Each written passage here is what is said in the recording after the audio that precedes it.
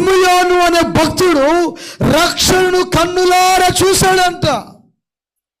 రక్షణ ఎక్కడుంటుంది, ఎలా ఉంటుందంటే యేసుక్రీస్తు ప్రభువారు చూశాడంట చేతిలో పెట్టుకొని. 8 రోజుల పిల్లవాడు యేసు ప్రభువారు. అప్పుడు ఎన్ని రోజుల పిల్లవాడు చెప్పండి, ఎన్ని రోజుల పిల్లవాడు?